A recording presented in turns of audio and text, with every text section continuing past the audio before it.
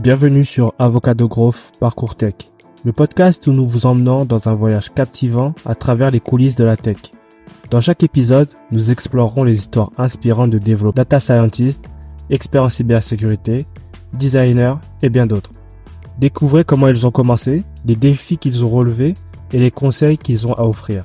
Sur Avocado Growth Parcours Tech, vous trouverez une diversité de parcours, d'expériences et de conseils pour vous aider à tracer votre propre voie dans le monde de la tech. Bonjour à tous et à toutes. Bienvenue sur Avocado Growth Parcours Tech. Aujourd'hui, je reçois Maxime. Hello Maxime, comment ça va? Salut Mansour, ça va très bien. Et toi? Ça va super. Merci à toi d'être là aujourd'hui pour parler un peu de ton parcours. Merci à toi de l'invitation surtout et au plaisir de partager mon parcours avec tout le monde. Hein. Yes. Pour ceux qui ne te connaissent pas, est-ce que tu peux te présenter rapidement? Oui, alors moi c'est Maxime, vous pouvez me retrouver sur Twitter sous Maxime H DevWeb. J'ai 29 ans, je vais sur mes 30. Je suis issu de reconversion du coup en développement web depuis j'ai commencé en autodidacte en fin 2021 et aujourd'hui en 2023, là on est en décembre 2023 et je suis en CDI depuis mai de cette année. Un peu mon parcours du coup un peu on va dire chaotique comme beaucoup de gens au lycée et grosso modo au lycée on m'a dit j'avais pas le niveau pour aller faire un bac général, tu vois. On m'a dit toi il faut que tu ailles chercher du travail et du coup on m'a orienté vers un bac pro. Et j'ai choisi compta parce que j'avais un esprit très pragmatique, chiffres, etc. Et je me suis plutôt bien sorti, très de cancre, je suis passé à très bon élève, etc. Et je voulais à cette époque, comme beaucoup, je pense, de gens, je jouais beaucoup aux jeux vidéo et l'informatique, ça me titillait, ça me parlait. Et je voulais faire je crois que c'était BTS, SEO, quelque chose comme ça à l'époque, pour toucher à l'informatique. Mais en études supérieures, en venant de bac pro, les études générales, c'est un peu, on va dire, bloqué pour les bacs pro. Et soit tu vas dans le privé où tu payes un peu une blinde. Et comme je suis un peu issu d'une famille monoparentale, je voulais pas inculquer cette charge à ma mère d'études supérieures. Du coup, je me suis tourné vers l'alternance. Et j'avais comme j'étais plutôt bon en compta, j'ai eu des bonnes, on va dire, une entreprise qui me voulait en alternance, etc. Et du coup, j'ai continué en alternance pour cette raison, pour dire je suis bon dans ce que je fais, je peux soulager ma mère un peu dans ce poids, pour pas qu'elle paye les études supérieures. Du coup, j'ai continué jusqu'en master, pareil. Et en master, j'ai fait beaucoup du coup, j'ai fait 5 ans d'alternance et j'ai découvert le monde des startups et j'ai beaucoup travaillé en tant que compta ou dans des boîtes startup tech, très tech. Du coup, j'ai été baigné un peu là-dedans. Et après, comme beaucoup de gens, le Covid a frappé. Réfléchis un peu. Voilà, beaucoup de réflexions. J'avais on va dire, une situation plutôt stable à ce moment-là. On va dire, ma conjointe, elle gagne très bien la vie. On avait un peu d'épargne de côté et je pouvais me permettre on va dire, rupture conventionnelle et prendre ces 2 temps pour faire ce que j'avais toujours envie de faire. Voilà. Et mon employeur, très compréhensible, il m'a tout de suite accepté ma rupture co. Il m'a dit vas-y, fais ouais, trop bien, fais ce que tu as envie, teste.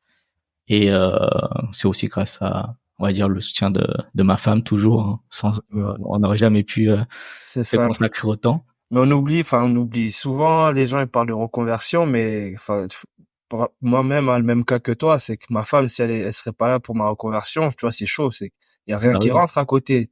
C'est ça. Il y a la famille qui tourne, mais heureusement qu'elles sont là. Bah oui. Et là, elle te dit, t'inquiète pas pour l'argent, pour cette période, je m'en occupe et vas-y, concentre-toi à fond pour tester. Et du coup, je me suis laissé 2 ans. Du coup, je suis parti, il y avait 200 de chômage et dans ma tête, c'était vraiment ma deadline, j'ai mes 2 ans du coup de chômage. Parce que en ayant du chômage, tu vois, tu peux toujours contribuer à la vie de famille, mais si t'as plus de chômage, tu peux plus du tout. Du coup, t'es un peu fichu. Et j'avais vraiment cette deadline de 2 ans. Et comme j'avais jamais touché avant, je voulais pas non plus m'engager directement dans un bootcamp sur 8 mois, 6 mois et me dire mais en fait tu sais t'as t'as un peu l'idée de quand t'étais jeune, ouais, c'est cool, et puis au final, peut-être ça te convient pas du tout, tu vois. Ça, c'est plus dur, c'est Ouais, plus ça se trouve t'aimes chiant. pas du tout la programmation. Et moi, du coup, ce que j'ai fait, c'est que je me suis dit, comme j'ai 2 ans devant moi et je sais que j'ai 6 mois de stage à faire, environ les bootcamps, c'est 6 mois. J'ai pris 2-3 mois de pause, on va dire, entre le break, mon ancien job et avant de recommencer. Et je me suis dit, bah du coup, si je calcule bien, j'ai 6 mois d'autodidacte tout seul en amont, si je fais tout bien. C'est ça, de ton côté, tranquillement. Ouais. Ben, en fait, on va dire, là, le début de ton parcours, il ressemble beaucoup au mien parce que moi aussi, pareil, j'ai fait de la compta. J'ai fait de la compta, mais je suis pas allé loin. Moi, j'ai été, voilà, vite découragé, on va dire, des études. Mais moi, je vois que, enfin, quand tu me racontes ton parcours, t'es une personne déterminée parce que on te sort, on va dire, du parcours général, on te dit, allez, va en pro. Bah, toi, tu te décourages pas, tu vas vraiment jusqu'au bout, jusqu'à faire un master, jusqu'à continuer. Et même là, tu vas quitter ton boulot, aller faire du dev. On voit vraiment que tu es une personne déterminée. Bah oui, bah tu sais, comme on dit, moi je préfère avoir des remords que des regrets, tu vois, un peu ce credo. Du coup, je préfère avoir, on va dire, mes choix que me dire, putain, mais qu'est-ce que j'aurais pu faire, et c'est ça, quoi. Ah ouais, je Un trouve peu comme ça ça. même courageux, tu vois, quand t'as une famille et tout, des fois c'est dur de prendre cette décision de Ouais. dire, ma Bah, femme, vas-y, prends le relais, j'essaie de faire autre chose. Des fois c'est, bah ça, je pense que le courage, c'est aussi grâce à la moitié. Tu vois. Sans la moitié, peut-être pas eu le courage de le faire. Mais comme tu te sens soutenu et épaulé, bah, c'est plus facile pour toi de se lancer que quelqu'un qui n'est pas du tout soutenu par. Parce qu'il y en a qui sont pas du tout soutenus par leur entourage et du coup, eux, ils ont encore plus de motivation pour le faire. Hmm. Donc, du coup, toi, tu te lances parcours autodidacte, c'est quoi, Open Classroom comme tout le monde? Ouais, au tout début, Open Classroom. Après, j'avais la chance que, comme tu sais, j'ai fait quelques expériences dans les boîtes tech, bah, j'ai fait quelques connaissances, etc. Et du coup, dans mon cercle d'amis, on va dire, où j'ai fait pendant ma milieu pro, j'ai quelques devs, tu vois, où j'ai pu leur demander, alors, voilà, je veux faire ça, qu'est-ce que tu me conseilles, etc. Et du coup, Open Classroom, euh, bah bien sûr, on change pas. Tu tombes finalement sur Graphicart, c'est Ouais. un démodable, t'es obligé de tomber dessus. Free Code Camp aussi. Mhm. Voilà, plein de. En fait, j'ai fait 6 mois maintenant que tu dis par rapport au programme du bootcamp. Ce que j'ai fait en 6 mois, en fait, c'est pas, on va dire pas grand chose parce que j'ai vu que du HTML, CSS et du JS. J'ai Mhm. vu ni TypeScript ni framework parce que je voulais garder ça, on va dire pour les bootcamps. C'est ça, mais t'as déjà la base quand même, parce que Ouais. quand tu arrives en bootcamp, le HTML, CSS, JS, on va dire que tu vois ça assez rapidement, surtout HTML, CSS. Moi, je m'en souviens qu'on, j'ai pas passé de temps dessus. Heureusement que moi, de mon côté aussi, j'ai vu. Donc, faut t'arrives quand même préparé. Ouais, bah je suis arrivé plus préparé, on va dire que la majorité. Et au moins moi, comme j'avais fait 6 mois, je savais que c'est le métier que je voulais faire. Alors que tu sais, pendant ton bootcamp, presque, il y en a presque, on va dire un tiers qui dit mais en fait c'est pas le métier que je pensais, tu Mhm. vois, qui avait jamais codé, qui avait jamais fait une ligne avant d'arriver en bootcamp. Du coup, ils savaient pas vraiment ce que c'était le métier et ils découvrent. Mais sauf que au moment où ils découvrent, ils sont déjà engagés sur 6 mois et du coup c'est un peu triste, tu vois. C'est ça.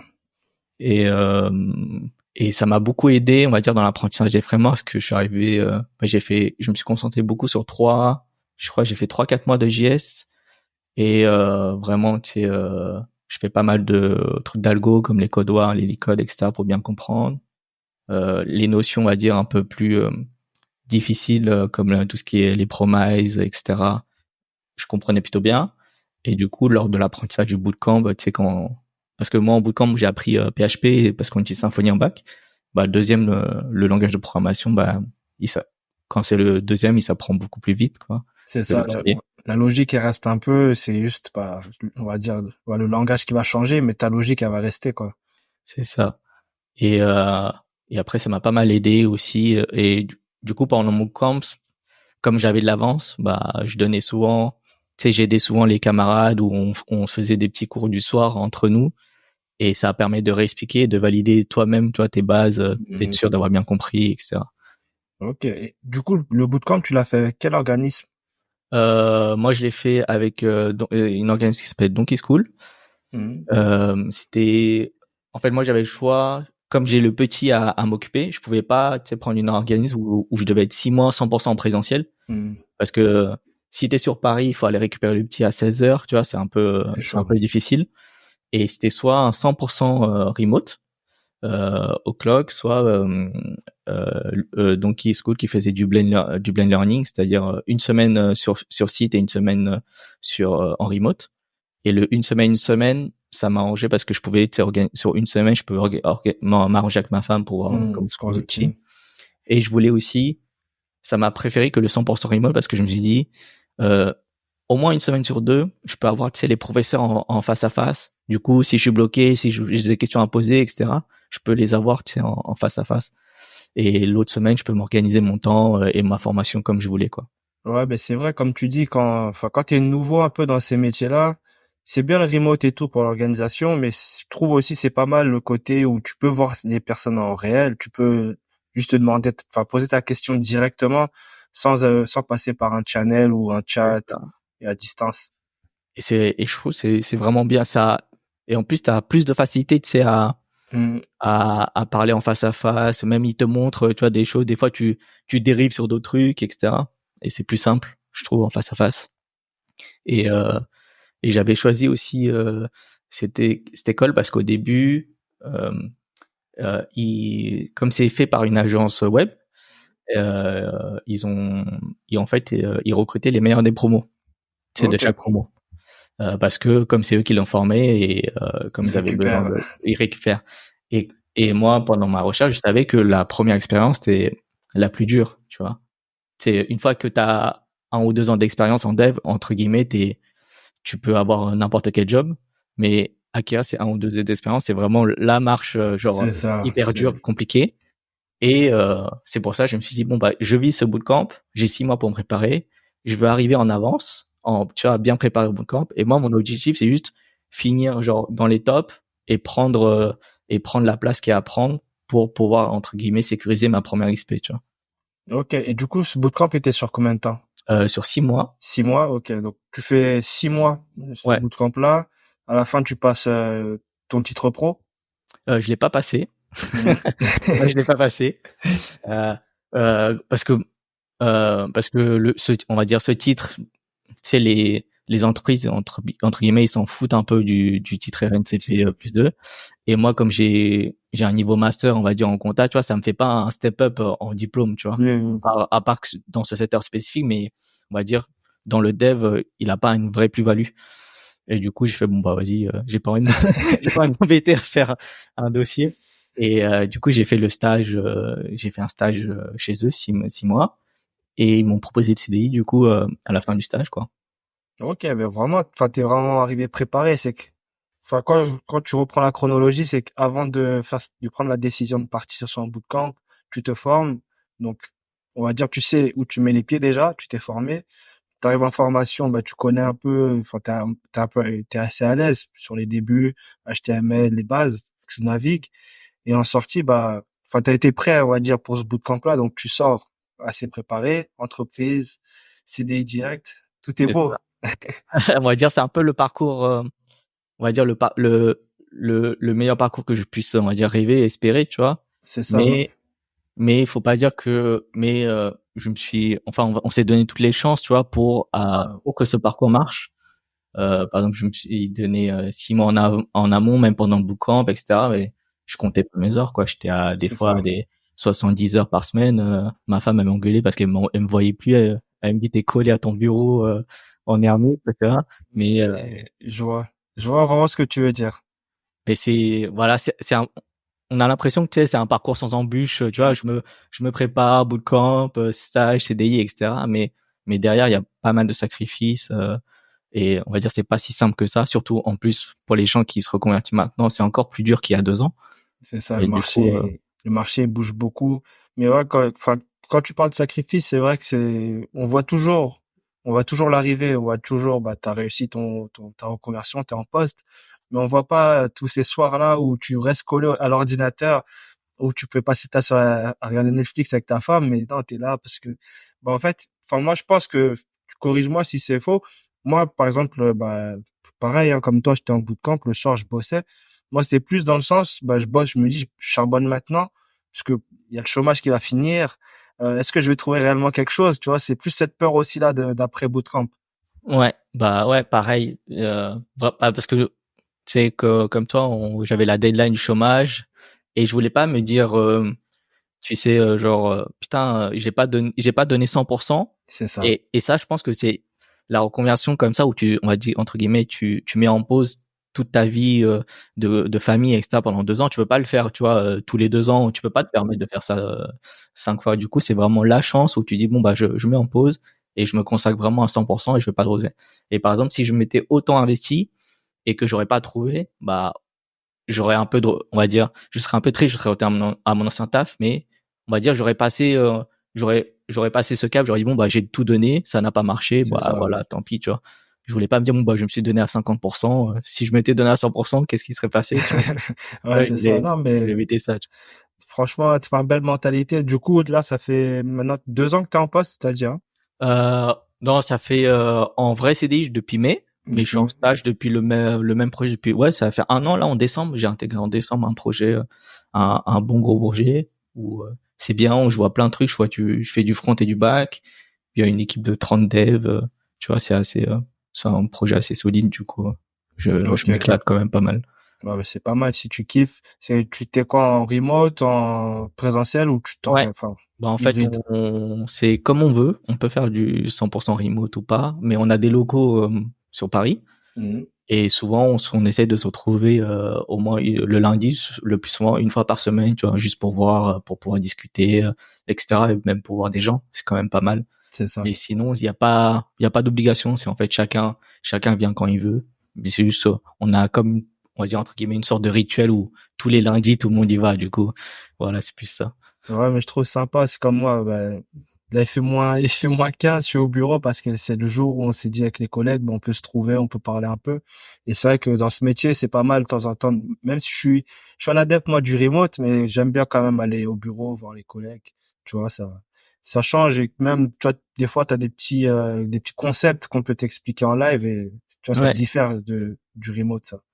Et ouais, il y a certains petits avantages. Mon CTO, il me dit souvent, tu vois, quand tu viens sur site et t'es pas en remote, t'as beaucoup plus de questions, tu vois, que quand t'es en remote, tu vois. Et Mhm. après, c'est normal parce que quand t'es sur site, du coup, tu vois un peu les gens et tu sais, on va dire d'un coup d'œil si tu peux les déranger ou pas. Et du coup, c'est plus facile. Alors que, tu sais, même sur Slack ou même sur des, euh, des virtual office, tu sais jamais trop, tu vois, si la personne est occupée, si tu peux te déranger, etc. Et après, il me dit, euh, des fois, t'es sur ton code et si je te vois faire une grimace, tu vois, pendant 15 minutes, et ben, je viens t'aider parce que je sais que là, tu es en train de bloquer et que je peux t'aider alors qu'en remote, je peux pas, tu vois, je vois pas tes C'est mimiques, tu ça. vois, ce que tu fais. Du coup, je peux moins t'aider, quoi.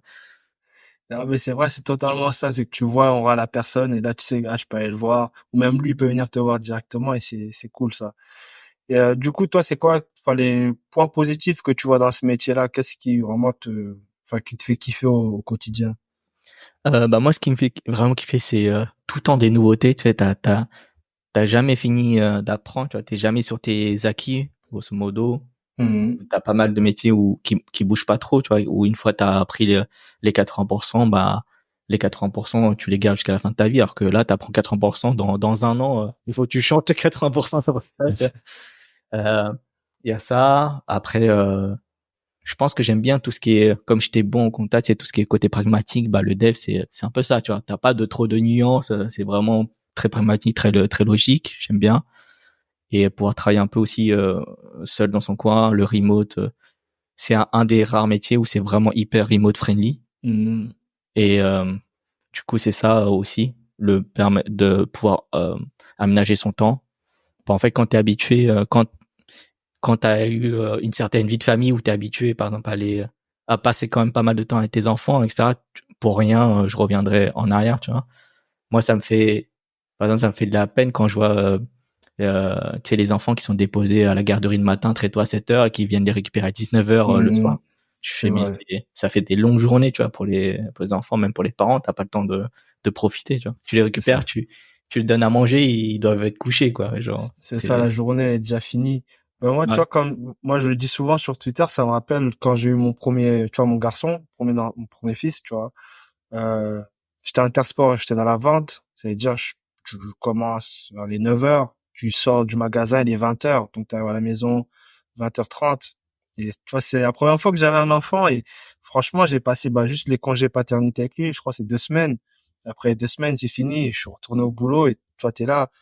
Le petit, il fait des trucs la journée, tu vois rien du tout, tu vois des photos, tu vois des vidéos, mais tu vois, tu passes pas de moment et enfin, moi, perso, ça m'a été un déclic pour me dire, faut que je change de truc, quoi. C'est pas possible.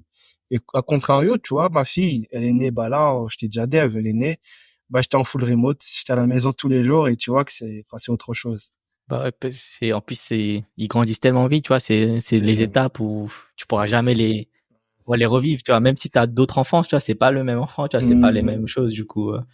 Et pour ça, rien au monde. Et même, je pense pour tu sais, il y a beaucoup de gens qui disent, oui, le remote, ça c'est, tu sais, tu deviens plus sédentaire ou bah non, moi, tu vois, j'ai beaucoup plus de temps, tu vois, genre, je gagne au moins 2 heures de transport par jour.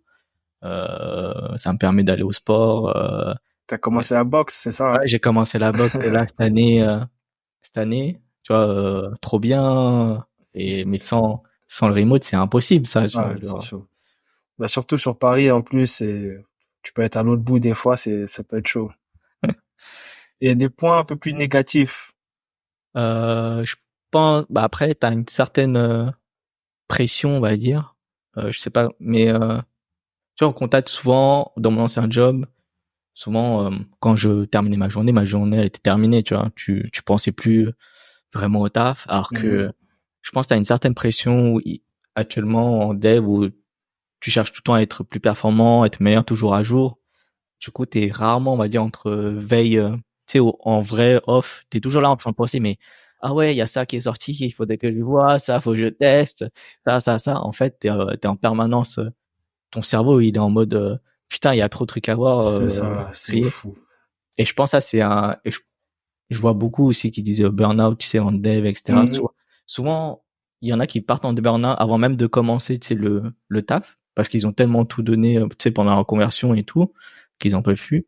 Et je pense que ça, c'est un des mauvais côtés du métier, où tu te reposes rarement, quoi. Et tu sais, C'est le ça. fameux gros, tu sais, le même où ils te disent, si t'es le dev, si t'as pas de side project, ou si tu codes pas pendant ton temps libre, tu vois, t'es pas un dev ou autre chose là. Et C'est ça, ça.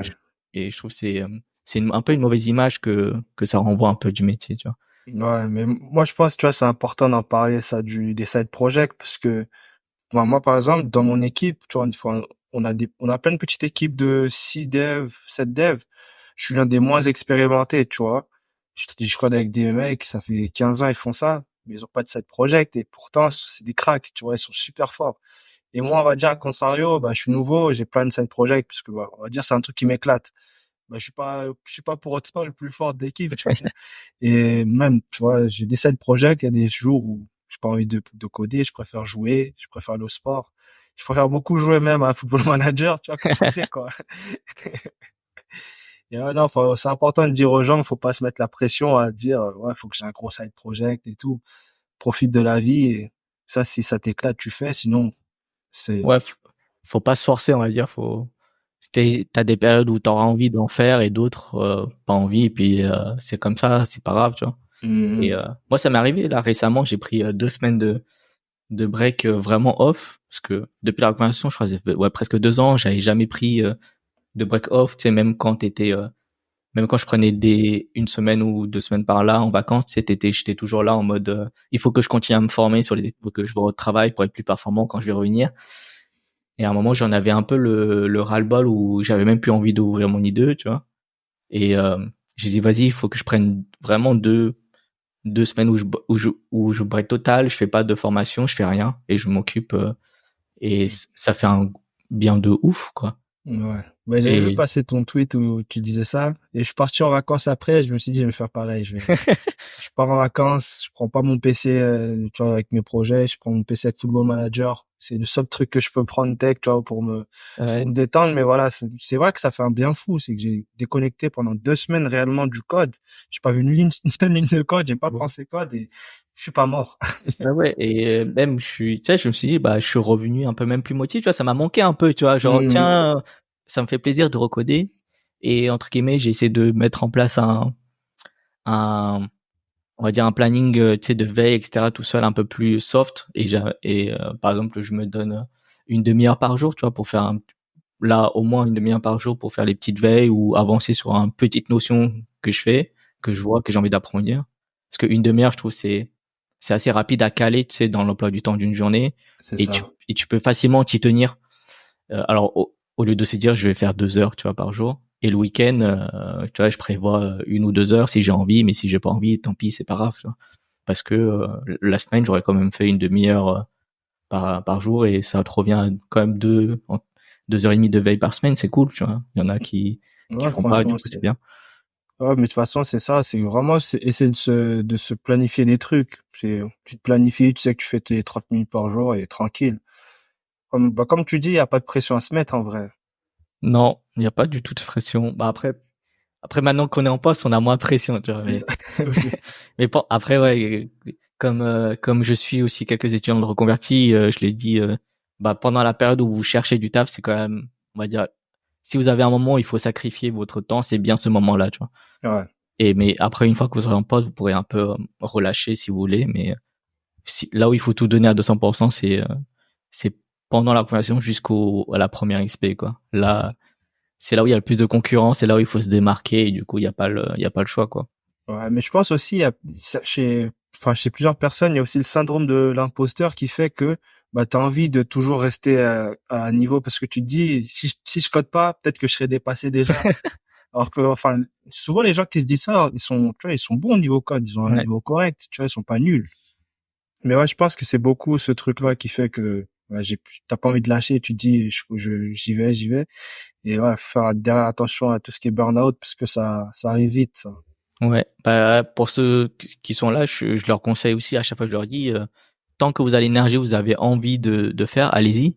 Mais dès que vous sentez que, tu sais, tu te forces à un peu à améliorer, tu vois, t'as plus cette envie où tu t'amuses à coder, à apprendre, et bah là, il faut arrêter avant que ça te bouffe et que ça te dégoûte, entre guillemets, quoi. Et du coup, là, c'est le moment au moment où tu prends plus plaisir, bah, il faut t'arrêter, tu prends une pause et tu reviendras, quoi. C'est ça. 2 semaines sans rien. C'est ça. Parce que de toute façon, si tu te forces à apprendre, tu vas moins bien apprendre que faire une vraie pause. Tu vois, c'est comme les athlètes, tu sais, qui s'entraînent sur blessure, tu vois. Ouais, ouais. Autant se reposer un petit moment, tu fais un break d'un mois, même un mois, tu reviens, mais au moins tu es en pleine forme. Alors que tu continues à t'entraîner sur blessure, tu vas garder ça pendant des années, tu vois. Autant revenir en pleine Ah, mais forme. c'est ça, totalement la même situation. Du coup, dis-moi, est-ce que tu aurais des conseils pour quelqu'un qui demain voudrait se lancer dans une reconversion? Alors moi, mon conseil, du coup, c'est vraiment au moins tester un peu en autodidacte de votre côté, tout ce Mhm. qui est au moins HTML, CSS et au moins un langage de programmation, que ce soit JS ou PHP, mais au moins voir un premier langage de programmation, parce que c'est là où Où ça les coince. personnes abandonnent, parce que HTML, CSS, on va dire, c'est assez simple et il n'y a pas trop de logique, et alors que quand tu attaques vraiment le premier langage, c'est là où tu perds, on va dire, la plupart des gens. Et pour moi, ça, comme ça, vous perdez, entre guillemets, vous gardez votre argent si vous aimez pas le dev et vous économisez 6 mois, quoi. Et si vous aimez, au moins, vous êtes sûr que vous allez pouvoir vous donner à 200% sur ça. Faites arriver préparer un bootcamp pour une reconversion. Faites pas ça, tu sais, d'un coup de tête, Ouais. du jour au lendemain. Testez un peu le métier avant de vous lancer à 100%. Ouais, c'est vrai qu'après, c'est un long chemin. C'est-à-dire que si t'es pas préparé vraiment à tout ça, enfin, tu gâches un peu ton temps. C'est un peu dommage. Tu vois, s'engager sur 6 mois pour tester, tu vois, c'est un peu dommage. Alors que tu pourrais tester toi-même de ton côté pendant un mois, 1 ou 2 heures par jour, tu vois, tu vois déjà si ça donne envie ou pas. Ouais, mais c'est ça. Moi, je conseille souvent aussi, pareil, de regarder ce qu'un bootcamp propose et voilà, fais ça chez toi, regarde si ça peut te plaire. Et ça sera à peu près la même chose, quoi. Ouais. En plus, maintenant, sur Internet, t'as plein tu sais, de projets full stack ou front ou back qui te proposent et tu peux le refaire à la maison, du coup, ça va. C'est ça. C'est ce qui est cool, c'est qu'il y a plein de ressources pour ce métier-là et que, enfin, ça manque pas. Français comme anglais, t'as de quoi faire, quoi. Ouais, totalement. C'est infini, là. Dis-moi, est-ce que tu aurais un petit mot pour la fin, je sais pas, un petit projet que t'as, un petit blog, un petit. Euh, pour la fin, oh, j'ai pas de vrai projet, là, en ce moment. Je continue un peu j'aimerais sortir à un projet peut-être plus tard. Ah, on dit toujours plus tard, tu vois, on remet toujours à plus tard. Il faudrait vraiment que je m'y lance, mais j'aimerais faire un petit blog, tu vois, où je proposerai plein d'exos, tu vois, un peu mon parcours et sur quoi je me suis entraîné, les types d'exos, par exemple, un peu comme toi, tu vois, des challenges coding là. Mais par exemple, si il y a des maquettes ou le type d'algo que vous allez retrouver dans la construction de sites ou etc. Tu vois, plein de petits exos comme ça où les gens, parce que souvent ils savent pas où trouver ces exercices pour pratiquer. Et ils ont pas, entre guillemets, pas d'imagination. Du coup, j'aimerais bien fournir ce genre d'exo un peu plus concret que des code wars ou LeetCode ou des trucs d'algo, on va dire. Voilà, c'est un projet. Je mettrai ton Twitter qu'on puisse suivre ça et on repartagera. J'espère que le projet verra le jour et tout ça. Mais ouais, super intéressant. Donc, dès que c'est prêt, nous on suit, on partage. Merci. En tout cas, ça m'a fait plaisir de t'avoir aujourd'hui, Maxime. Donc, je te dis un grand merci et à très bientôt. Merci à toi pour l'invitation et à bientôt. Voilà, j'espère que cet épisode t'a plu. Tu peux me soutenir en mettant une note sur Spotify ou Apple Podcast et en partageant cet épisode à quelqu'un de ton entourage. Je te donne rendez-vous dans 2 semaines pour un nouveau parcours tech. En attendant, retrouve-moi sur mon Twitter, MangeJS. À bientôt.